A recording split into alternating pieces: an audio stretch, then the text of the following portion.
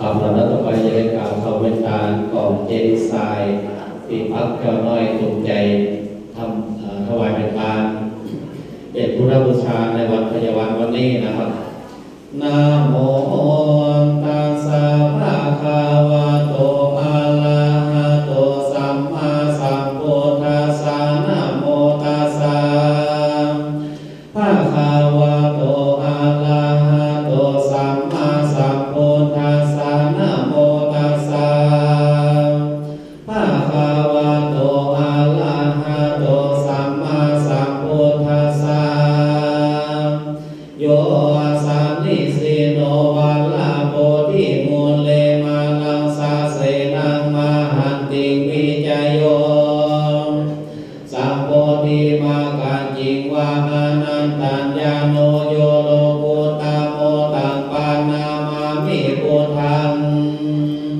ตังปานามามิธัมมังตังปานามามิสังฆังสาธุสาธุโอกาสาคาแต่ปัสสลี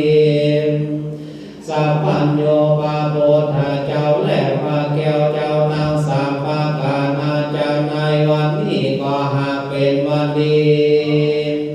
พิธีอันวิเศษเหตุว่าเป็นวันพยาวันก็มาโจจอลอดเติงอย่างสามานาสถานและมวลลักษณะโภคาทั้งหลายจริงได้พากันสนมคงฝ่ายตกแต่งแปลงพ้องน้อมนำมาอย่างมาทูโภภาลาจาดวงดอกเขาตอกดอกไม้ลำเตียนน้ำขมิ้นสมปล่อยพร้อมตั้งมีใจทำสร้างยังเจดีย์สายปักจอน้อยตุงใจของแผ่วไว้ในยาสวงแก้วทั้งสามแล้วอันเจอสาลิกาฐานงามอันห้องอื่นอันอยู่ในหมื่นโลกจากเกาวานมาปฏิฐานในเจดีย์ทรายปาทาปูจานำมาถวายเป็นพุทธบูชาแก่สงฆ์สาลีสัพพัญโยพระพุทธเจ้าและพระแก้วเจ้าทั้งสามประการในสถานะวิเศษวัดพระธาตุจอมแจ้งแห่งนี้บัดนี้ผู้ข้าขออาราธนาพระพุทธเจ้าพระธรรมเจ้าพระสังฆเจ้าจงได้มีธรรมเมตตาไหวนาเป็นปาติกาหาเมายังอามิสาบูชาแห่งมวลศรัทธาผู้ข้าทั้งหลายได้นำมาทาปานาบูชาตั้งไว้กลางมากองสองหน้าพาทาไหลทีลาตาหน้าผ่านแผ่วพระแก้วเจ้าสามปาการเมื่อถวายเป็นพุทธบูชาขอแผ่บุญมหากุศลไปโลดไปเถิงยังเทวะพุทธเทวดาปายายินปายาบมมาลาปายาบุตรนางปาลาไม้ในส่วนรวมทั้งแม่นางนาไทยธรณีโดยเตจาภาลานาบุญอันนี้โภคาทั้งหลายได้เงินถวายเจดีย์ทรายปักจอน้อยตุงใจเป็นนาบุญถ้าผู้อาจาเป็นตาในตีคากาลาบัดนี้อย่างนี้เป็นบุญกุศลเฮาอาการตั้งหลายได้กระทำมาตึงบ่ฮือโลภหลีกกันเลียจากได้อยู่ทามันโดนขอเป็นเกินนากายเกินฟ้ามหากุศลสาเปาคำสนขีคำน้ำกวางงามบุญกินบุญตานตีเฮาตั้งทั้งหลายได้คือสร้างขอเป็นนาเตียงนำตังสองจากขอเงือพ้นในตุกจนจากแดนอาตาขัดแดนที่พระพุทธเจ้าบอกไปเอาไว้ยังศาสนาขอว่าเป็นนาเขาติดน้ำติดปัจจัยยาติดตัวเข้าไปตอนนี้ไปนา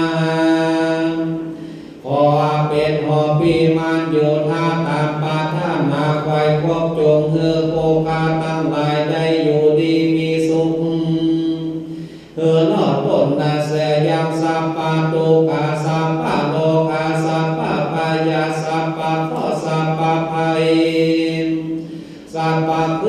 เดียดจันไรยาตังข้อเกณฑ์เวนโตโทปัตถาว่ากังวลบนตามนายนานาต่างตั้งข้อสัพพะข้อตั้งหลายข้อเจ็บข้อไม่ข้อใครข้อหนาวข้อเหือลีลากากาศบนจากบนตัวแห่งภูคาตั้งหลาย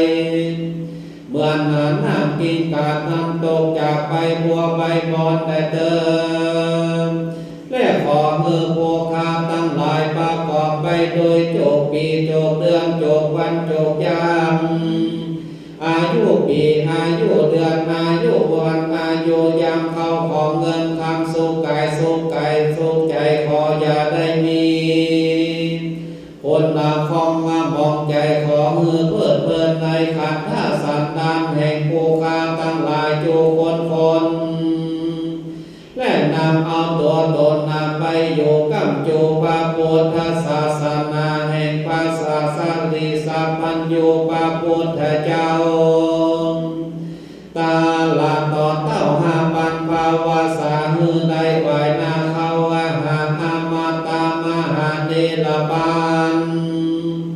เป็นนาทีแล้วอย่าได้การนั่นจุงจะมีเตียงแต่ดีอิยามานิมายังพันเตวาโลกาเจติยานิติลาตานานาโหโนชยามาสาธุโนพันเตอิยามานิอุโลกาเจติยานิสัพพะลิวาลานิปาติคันหันโตหัมหากัมปิคาลตังอิยังปายาสุขายายาวะนิปานายาปัจจโยหนตุโนนิจจา